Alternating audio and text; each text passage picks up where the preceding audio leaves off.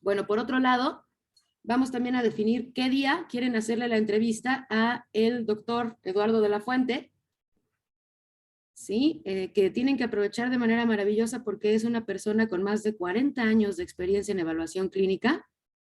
Él es un pilar fundamental de la carrera en psicología en la UAM Xochimilco y pues es plenamente clínico, entonces vamos a contar con su presencia para que ustedes aprovechen y le pregunten todas las dudas que puedan tener con respecto a los procesos pues de esta evaluación clínica, ¿sale? Entonces, la propuesta que yo les tengo es que grupalmente armemos una entrevista, ¿sí? Una entrevista de por lo menos 10 preguntas, esperando que podamos tener pues una hora o una hora y media con él, ajá, y que podamos resolver cuestiones a través de su experiencia. ¿Cómo ven?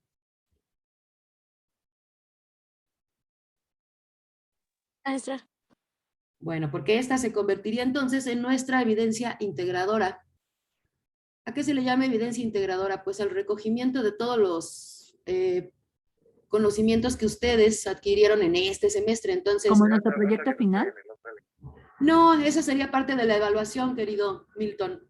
La evidencia integradora, digo, va de la mano con la evaluación, pero más es como hacer un sondeo de qué tanto ustedes verdaderamente comprendieron, aprendieron, entendieron, integraron todos los conocimientos nuevos, ¿sí? Entonces, esa yo la propongo para el día, yo creo que 10 de diciembre, ¿cómo ven? Es viernes.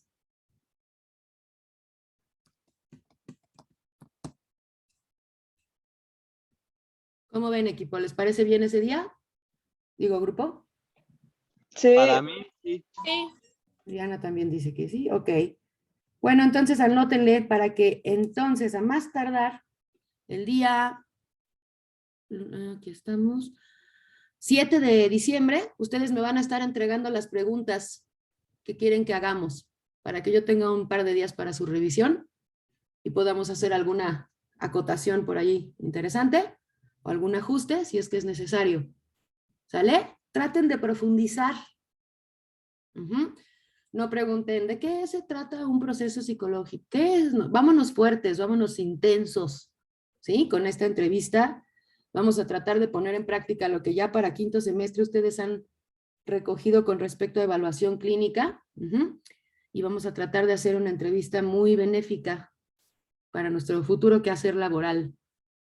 Bueno, ¿están todas y todos de acuerdo que el día 7 de diciembre me entregan las 10? Es más, ¿saben qué? Hagan 15 preguntas entre todos. Si quieren, manéjenlo con los mismos equipos que van a trabajar la evaluación. Divídanse el número de preguntas y generen, por decir algo, serían 2 preguntas por equipo, ¿no? Si tenemos 7 equipos de 5 personas, cada equipo puede generar 2 preguntas. No sé si me explico. ¿No estaría mejor que hiciéramos 4 por si se llegan a repetir, pero por ejemplo un equipo tiene una buena, 2 buenas y el otro equipo tiene 2 buenas y así, o sea, para descartar? Bueno. Y no sean tan repetitivas. Por mí, maravilloso, muy buena idea, Moni. Excelente. ¿Todos están de acuerdo? Sí. Bueno, muy bien. Amamos la democracia. Ok. Entonces quedan definidas nuestras fechas de evidencia integradora y de evaluación. ¿Sale? Que serían 7. ¿Me entregan preguntas? Entrega preguntas. 10, entrevista con el doctor.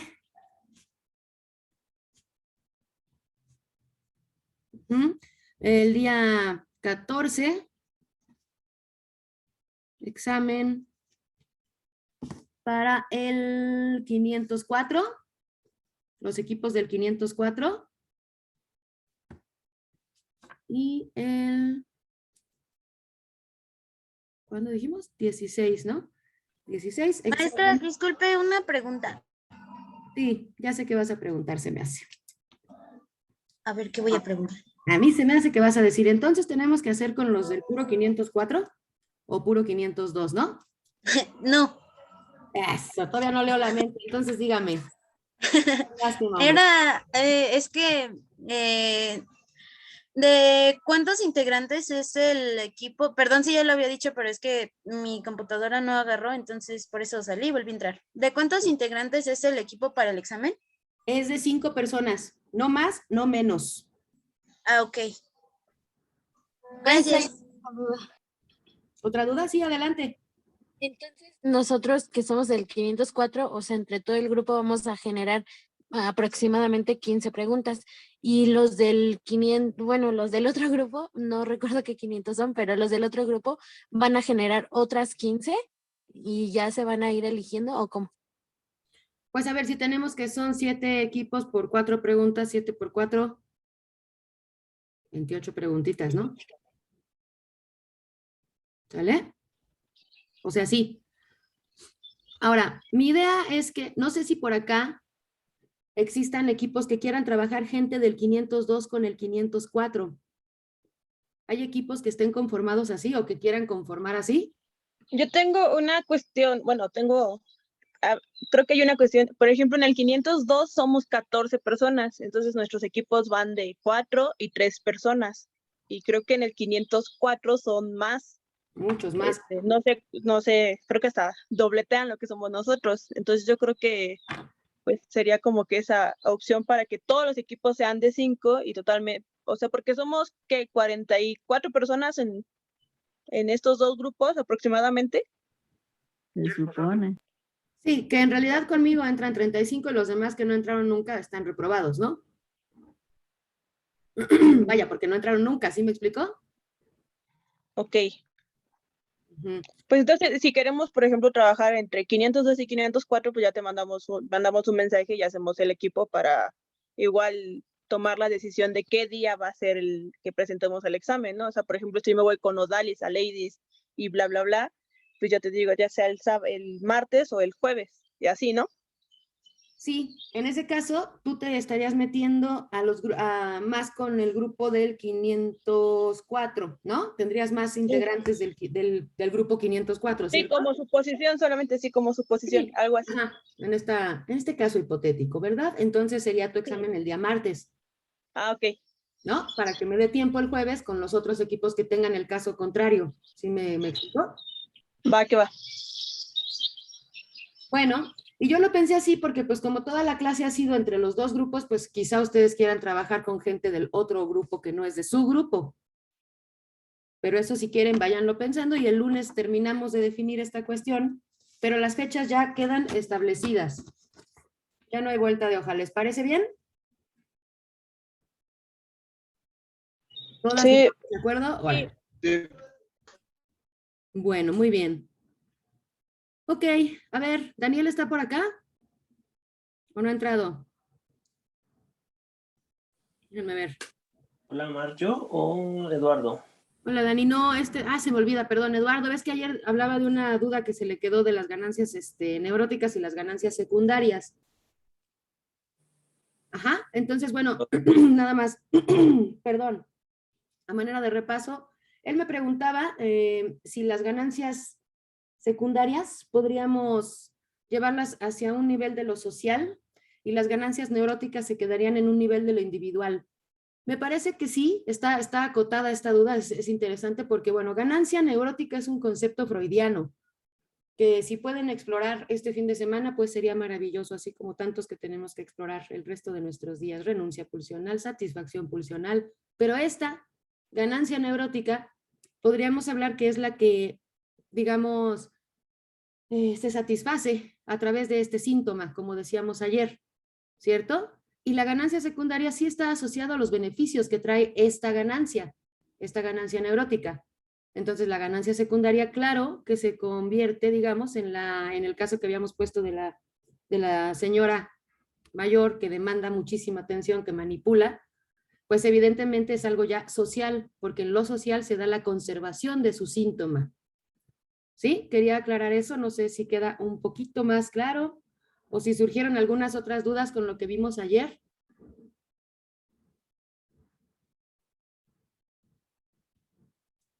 ¿no? Bueno, por otro lado, también Moni y Dani. Dani Valencia ya está por acá, sí. Ay, perdónenme. Ay, discúlpenme. Ay, no, qué horror, espérenme, ¿eh?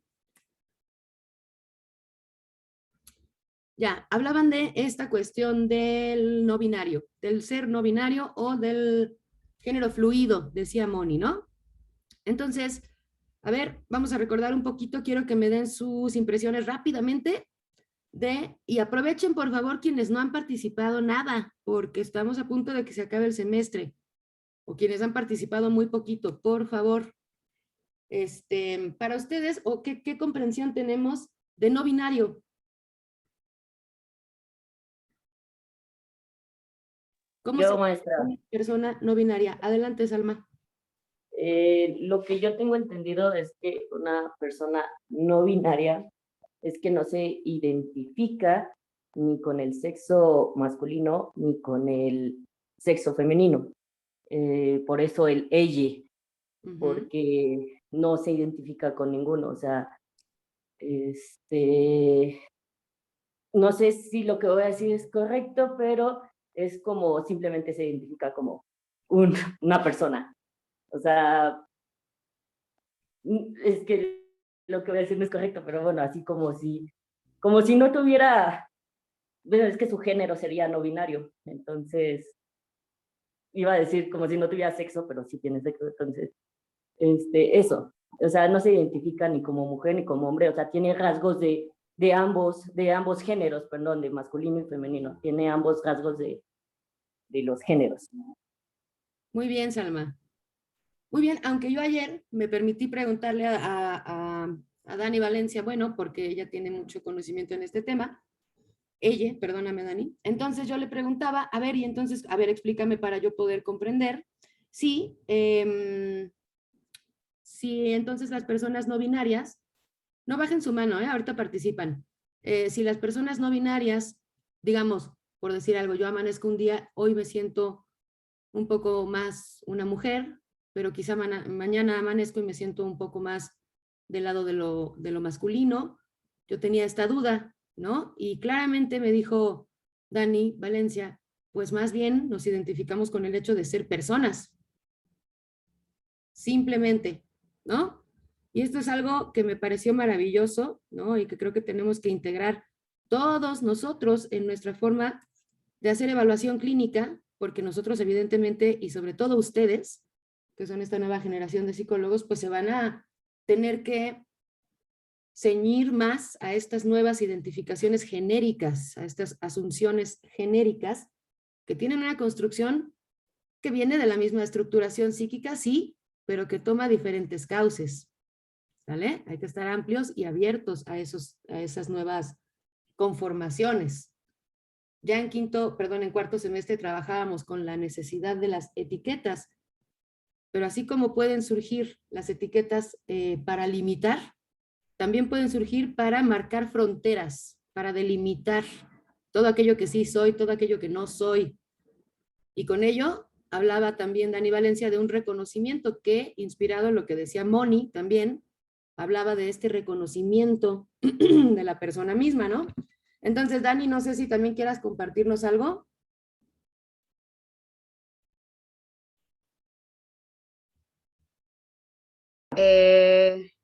Pues no sabría qué decirles, pero pues sí, o sea, varios de mis compañeros, como lo mencionaba Salma, es pues es no tener esa identificación, ¿no?, con alguno de los dos géneros, y pues nada más definirse como una persona y pues reconocerse, pues lo que me preguntaba ayer, ¿no? El reconocimiento pues es la percepción que tenga uno de sí mismo y la percepción que tenga los demás, o sea, la percepción que le quieras dar a los demás de ti. O sea, no implica si te sientes, por ejemplo, yo tengo amigos que son no binarios y pues ellos se visten como ellos quieran. No es necesario que porque tengan sexo masculino o femenino tengan que tomar ese rol, ¿no? Sino nada más se visten como ellos se sienten y como ellos quieren que los perciban. Y pues sí, o sea, es un tema muy complejo, lo del tema no binario o género fluido. Y pues, pues sí, más que nada ese es el reconocimiento que tenga uno de, bueno, de sí mismo como persona. Muy bien, muchas gracias. Salma, muchas gracias, Dani, muy bien. Y a ver, Milton, te escuchamos.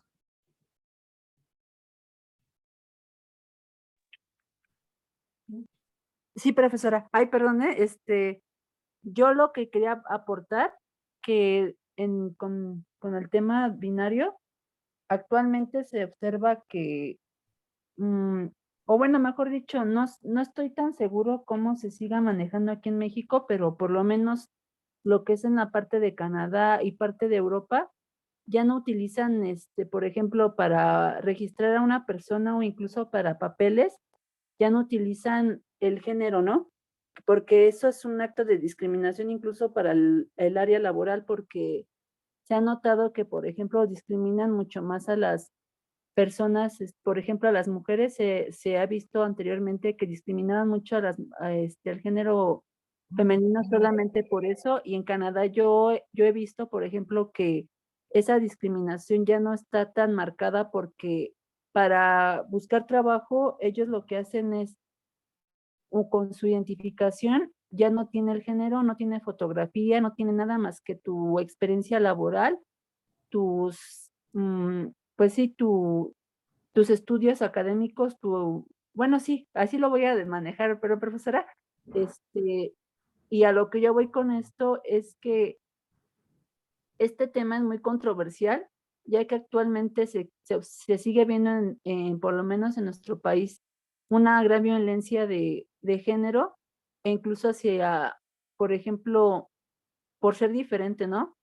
Te tachan solamente, incluso tanto por el área de la religión, como por el área también, por cómo te comportas, cómo te ves, incluso por cómo te ve la sociedad, ¿no? Eso todavía se sigue viendo muy marcado en el país, a pesar de que ya es algo normal, ¿no? Todavía sigue habiendo ese tipo de discriminación, incluso no lo notamos con los feminicidios, ¿no, profesora? Incluso también con la comunidad trans, que vemos que diario, por ejemplo, o en los periódicos se asesinan a personas trans por verse diferentes, ¿no? O incluso por hombres que, como vimos con el doctor, con el doctor Rodrigo, que el patriarcado ejerce mucha violencia por los mismos estereotipos, los mismos prejuicios que se vive actualmente en la sociedad, de cómo, por ejemplo, como mencionaba, cómo te ves, cómo te vistes o incluso cómo actúas. Ese machismo ha hecho que el país incluso tenga un retroceso tanto en el aspecto cultural como en el aspecto cívico, porque, pues como mencionó, la violencia se sigue viendo muy marcada y todavía a pesar de eso se sigue trabajando, ¿no, profesora? Y por eso, de hecho ayer fue el Día Internacional, ay, no me acuerdo, profesora, no, ya me acordé, en las redes sociales mencionaban de que a causa del COVID se seguía viendo la violentada mucho hacia las mujeres porque se notaba que las mujeres al estar pues sí, conviviendo con sus parejas han sido más violentadas por el caso del COVID, ¿no? A nivel mundial. Y yo lo relaciono con esto porque así como está este problema de género tanto para mujeres, también está para diferentes géneros, ¿no? Tanto para el binario, incluso incluso se cambió la bandera de la comunidad LGBT porque antes solamente incluía a la parte que todavía que conocíamos, ¿no? Actualmente se cambió para los pansexuales, transvestis, y no recuerdo qué otro familia de la comunidad LGBT, y Pues nada más, profesor, es lo que quería aportar. Muy bien, Milton, muy bien. Muy concreto, sí, y bueno, buena aportación también. Entonces tenemos que hablamos de género fluido, no binarios y algo que pues más o menos es lo que estabas definiendo ahorita, Milton, que simplemente por el hecho de ser diferentes a lo esperado de ser un hombre o ser una mujer, Así es. otra gran categoría que se llama queer, ¿no? Y en Sí. ese sentido, pues ya no es necesario, entonces, para una correcta integración a lo social, a la funcionalidad social, no es necesario entonces ya ceñirse a estas dos grandes instituciones del ser hombre y del ser mujer, ¿no? Y entonces esta otra categoría es no fluido, no binario, más bien fluido, no binario, queer, ¿cierto? Más o menos podemos ponernos de Cierto, acuerdo. profesora. Así Bueno, ok. ¿Alguna otra duda que haya surgido con respecto a lo que hemos visto hasta acá? No, bueno, a ver, yo sí tengo una pregunta. Ustedes, por ejemplo, ok, Diana, adelante. Ay, perdón, maestra, nada más tengo una duda. ¿Cuál sería entonces la diferencia entre el no binario y el fluido? Me parece, y ojalá alguien me pueda ayudar con esto, alguien que tenga información más concreta, me parece que el fluido puede ir y venir entre ambos géneros, mientras que el binario no se representa o no se identifica con ninguno de los dos géneros dominantes y se identifica únicamente como una persona, del mismo modo que lo hace una persona queer. El fluido va y Así viene. Según yo, no sé, a lo mejor alguien por acá tiene otra información, pero hasta donde yo comprendo va por ahí. Yo me... Adelante, sí, Rodrigo. Bueno, yo he escuchado eso de género fluido como que es cuando la persona no se identifica solamente con una identidad sexual, sino que también puede transitar entre otras, entre varias, ¿no? Ujú. Sí, es correcto. Puede no solo gustarle desde su heterosexualidad el sexo opuesto, sino también puede gustarle el sexo, el mismo género, y entonces ser una persona bisexual, por ejemplo, pero no se definiría únicamente como bisexual porque también tiene gustos hetero únicamente, u homo únicamente. Entonces por eso es fluido, porque va y viene. Hasta donde yo entiendo, ¿no? Muy bien, Rodrigo. Gracias, maestra. Ok. Bueno, a ver. Maestra, ¿Sí? ¿Escucho? Ajá. me confundió un poco, o sea, ¿cómo? Sí. Hasta donde yo entiendo, una persona queer habla, o sea, es que me confundió. Usted decía del género fluido, ¿no? Pero el género fluido no sería eso, justamente como el no binario, y ya independientemente sería sus gustos sexuales. Sí. Porque una Ujú. cosa, es que ya no entendí eso, me revolvió mucho. O sea, entonces una persona queer, pues sí, ¿no? O sea, puede ser bisexual o sexual o lo que sea, ¿no? O sea, hetero, lo que sea. Pero entonces, el género fluido se refiere a tus gustos o a cómo tú te sientas identificado. Pues es que ahí tendríamos ya que entrar en una cuestión de demasiadas etiquetas. Y entonces, mira, por ejemplo, aquí hay una que me gusta mucho cómo lo definen. Estoy tratando de encontrar este artículo que me gusta, espérenme. Ya, por acá está, mira. A ver si esto nos aclara un poquito más. Las personas no binarias son aquellas que se sienten ajenas a las categorías de lo masculino y lo femenino y rechazan que deban identificarse con un polo. Más bien, reconocen aspectos de ambos, eliminando las etiquetas de género independientemente de cómo nacieron.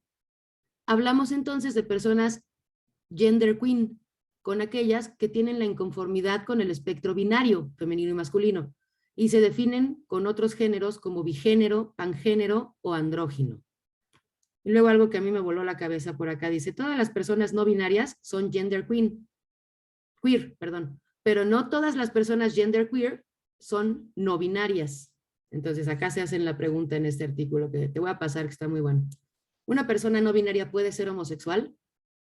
Bueno, dice, ahora que tenemos más clara la diferencia entre sexo, género e identidad, hablemos de la orientación sexual. Esto se refiere a la atracción emocional, romántica, sexual o afectiva hacia un otro. Una persona se define como heterosexual cuando se siente atraída a alguien del sexo diferente. Una persona homosexual es aquella que se siente atraída a una persona de su mismo sexo.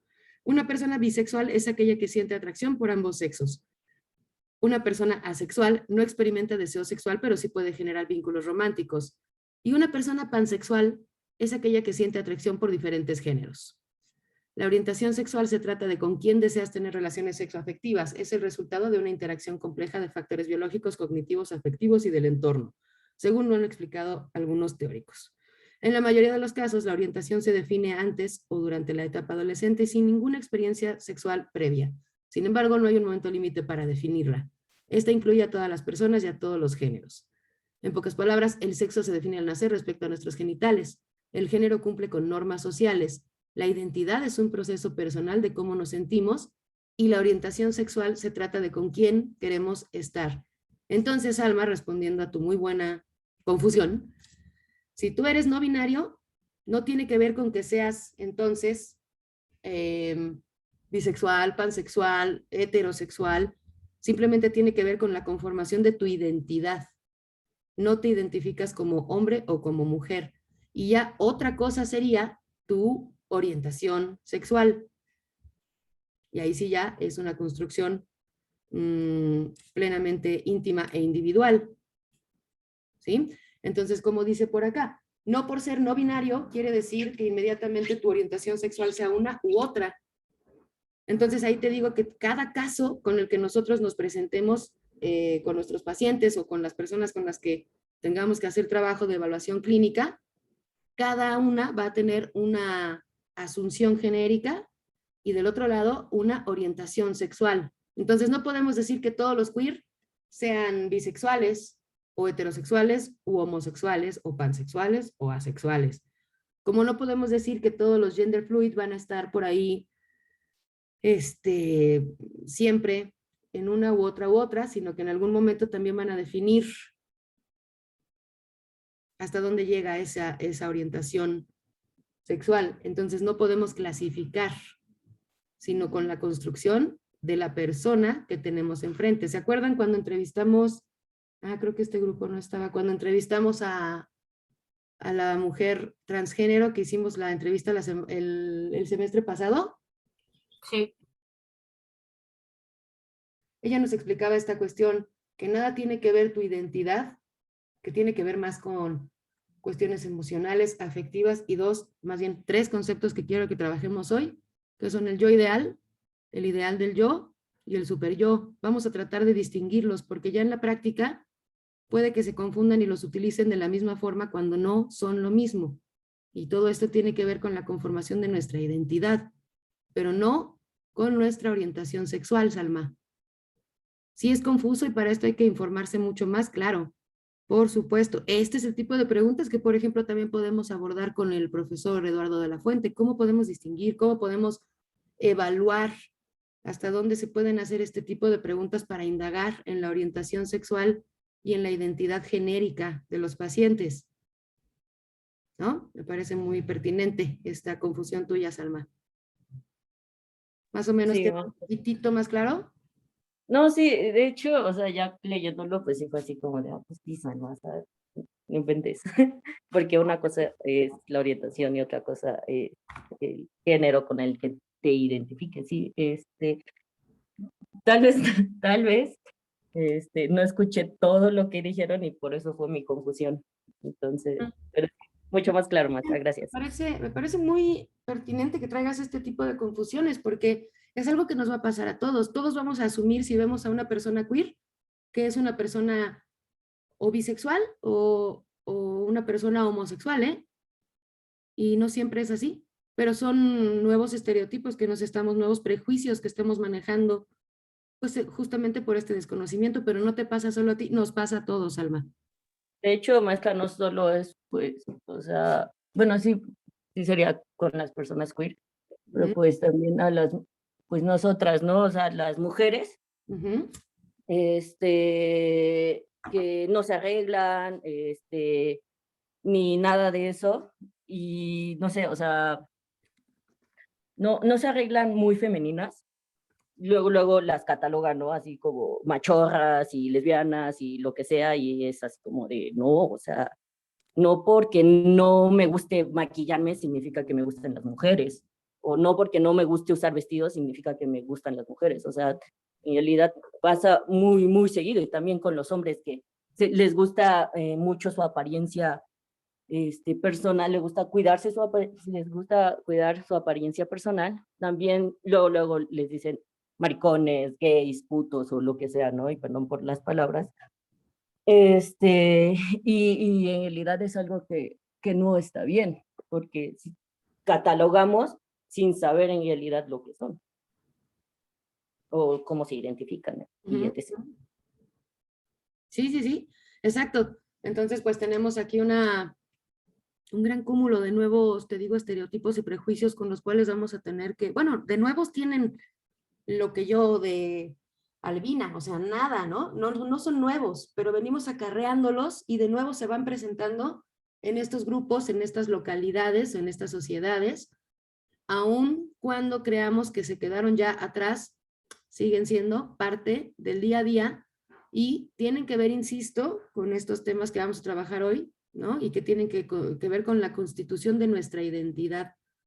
Entonces, en efecto, si tú te encuentras un hombre al que le encanta vestirse de rosa, afeitarse y tener un aspecto más feminizado, entonces ya inmediatamente creemos que su orientación sexual es la de un homosexual, y no siempre es así.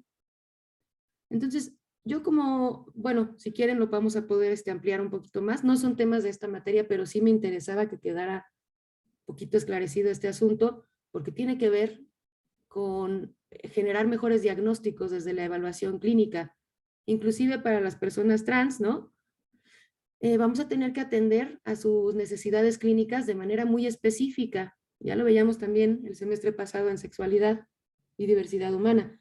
Tenemos que tener una serie de puntos muy claros para poder acompañar en esta transmutación psíquico, físico, emocional que hacen las personas transgénero, ¿cierto? Y nosotros tenemos como profesionales de la salud mental que estar capacitados para poder atender estas necesidades específicas. Y no solo de los trans, evidentemente de todas estas nuevas conformaciones genéricas, ¿sí? Que en uno u otro momento es muy probable que nosotros no alcancemos a entender por completo, sobre todo quienes están identificados, o por lo menos en la creencia de estar identificados en que solo son hombres o solo son mujeres, ¿no? Va a ser muy confrontativo para este tipo de personas que todavía serían binarias. Entonces tenemos que, evidentemente, seguir informándonos para que nosotros, insisto, como profesionales de la salud mental, seamos capaces de tener las herramientas para atender estos procesos clínicos. ¿Sí? ¿Más o menos?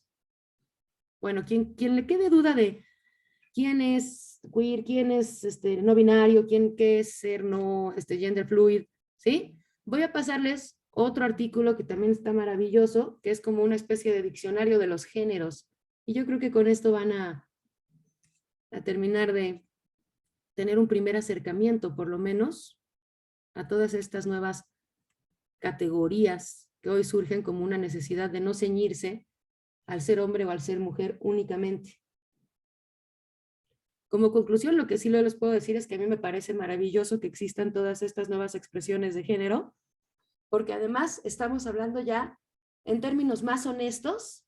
O sea, si Freud se levantara de su tumba, saltaría de gusto de saber que por fin se está aceptando más lo que él trabajó desde un principio, que es esta bisexualidad innata en todos los seres humanos. Y él ha hablado de una bisexualidad no tanto como una orientación sexual, sino como esta serie de informaciones, construcciones afectivas que tenemos tanto de lo femenino como de lo masculino y que fluyen en toda nuestra estructura psíquica. Es decir, él pensaba que todos tenemos bastante de masculinos siendo femeninos y bastante de lo femenino siendo masculinos. Algo que por supuesto en su tiempo se entendió completamente mal y le llamaron, bueno, que había destrozado casi la infancia de los pobres niños, admitiendo que había sexualidad primero que nada en los niños y que no solo era una sexualidad, digamos, entrecomilladamente normal, sino que era una sexualidad perversa en la cual se conjuntaban lo femenino y lo masculino sin hacer esta distinción que ya después se hace en lo social. ¿Sí? Diana Laura, ¿te escucho? Sí, maestra, es que ahorita que estábamos hablando del tema, me surgió una duda que, por ejemplo, como le mencionaba Winnicott acerca del maternaje, en las personas que se consideran género fluido, ¿cómo sería esta cuestión? A ver, voy a remitirme también a Lacan. ¿Te acuerdas que para llevar a cabo este maternaje, ¿no? Como lo llamaba Winnicott, el holding o el handling, ¿no? Tenemos que hacer lo que se llama la figura materna, ¿cierto? Y en esa clase tratábamos de explicar que no precisamente se tiene que ser mujer para poder hacer esta figura materna.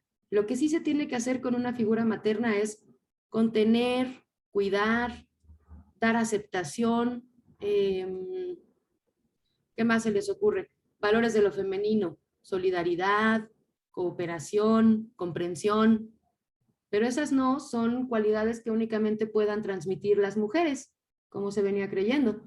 Hay hombres, ya ha quedado claro, por ejemplo, en las familias homoparentales, donde el maternaje es tan o más exitoso que en una familia heterosexual, ¿no? Entonces, la figura madre que ejerce este holding o este maternaje puede ser un hombre, Diana, en tanto esté fijado en hacer una figura materna, viceversa también se vale. Una mujer que lleva a sus hijos a desafiar sus propios límites, a no tener miedo al entorno social, a querer ejercer sus roles, ¿no? Y sus responsabilidades ya en el afuera, es decir, los avienta, los saca del núcleo materno, está cumpliendo entonces con una familia, con una figura paterna. Porque estas ya no responden a lo instintivo, Diana. ¿Responden qué? A lo pulsional. ¿Cierto? Sí, sí, maestra. Sí, gracias.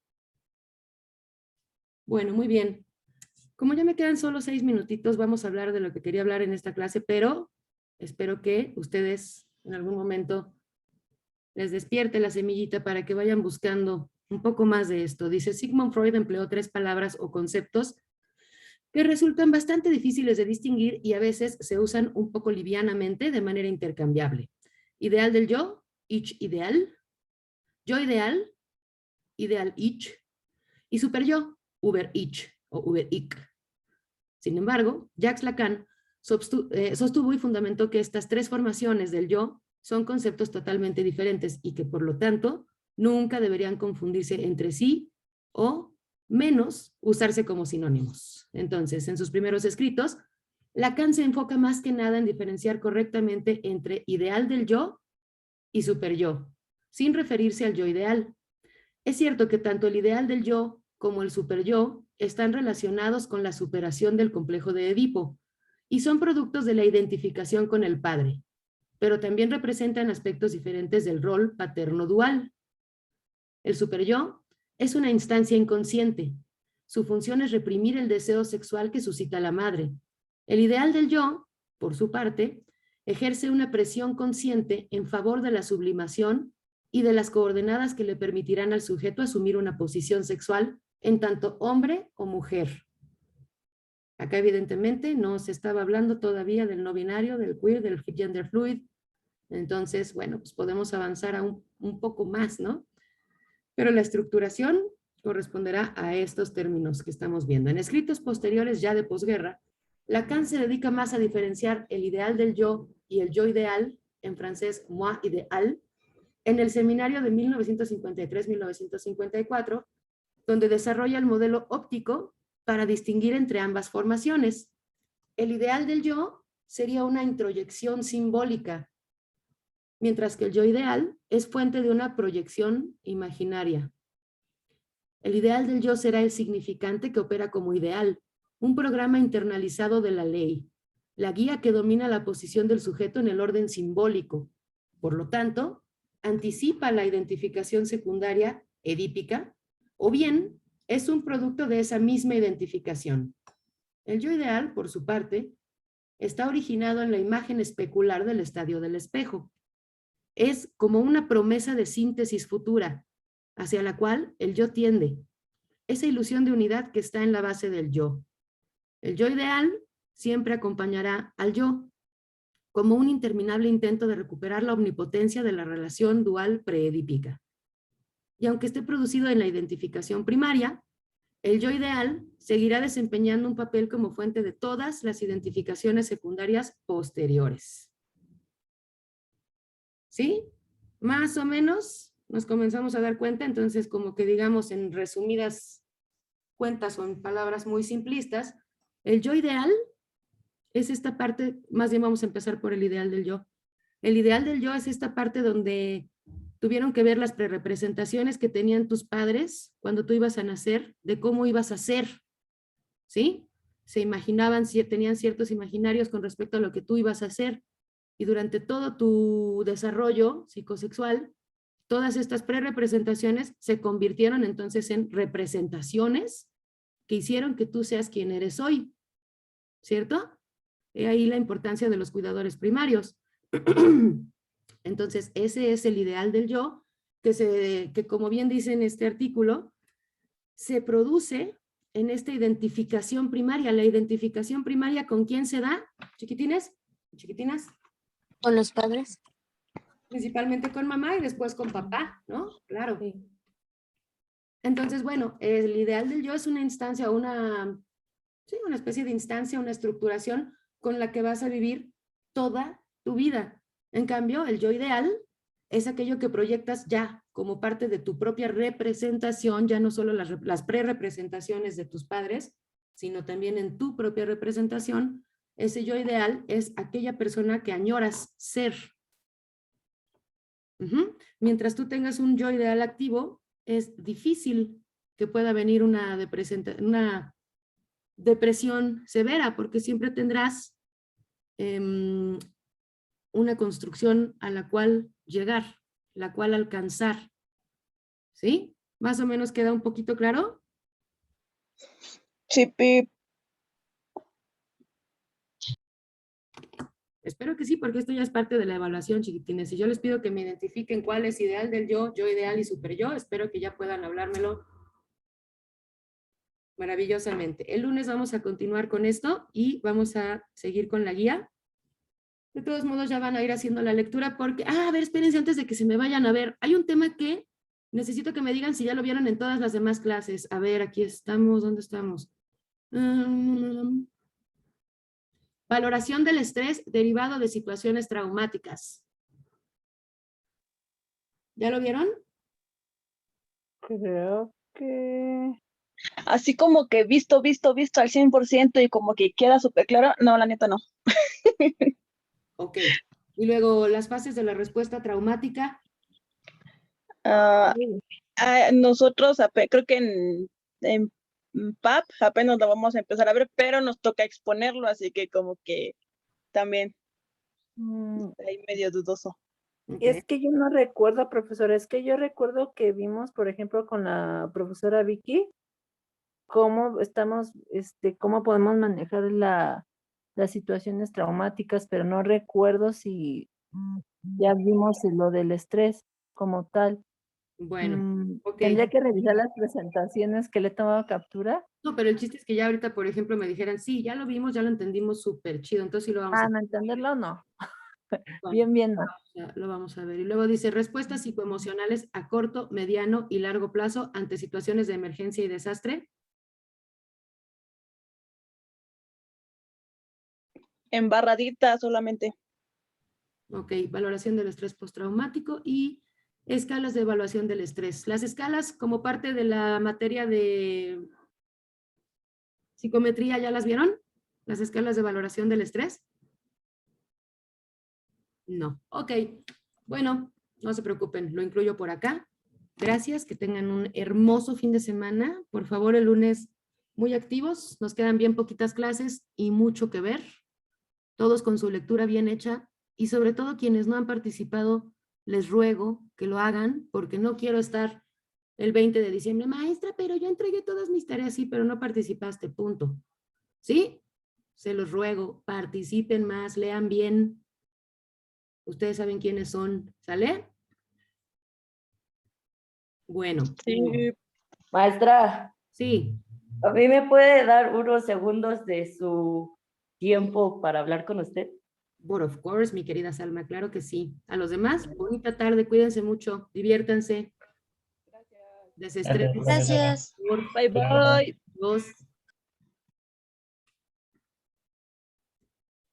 Voy a detener la grabación, mi Salma, para que platiquemos tú y yo, ¿eh?